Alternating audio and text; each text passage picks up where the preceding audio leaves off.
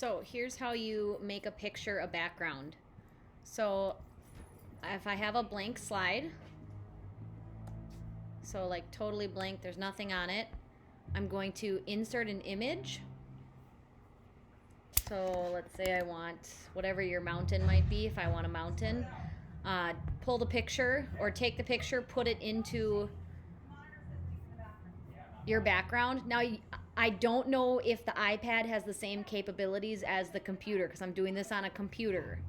So you might not have this ability to do it on an iPad, but if you do, once you have the mountains here, you want to find the ability to format it and then go to adjustments, make the transparency so that it's a little bit lighter in the background, and then we want to arrange it.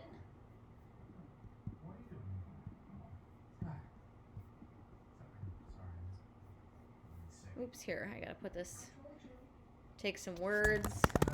Words will then go on top. Okay? The transparency is not working on this right now, but you get the point. Put the picture there. Click on it. There we go. Change the transparency so that it's very transparent, okay? So hopefully that helps. Otherwise, just put the picture on the side. It doesn't have to be in the background like I have it. You can just put the picture on the side too, and then the words on the other side. Like this.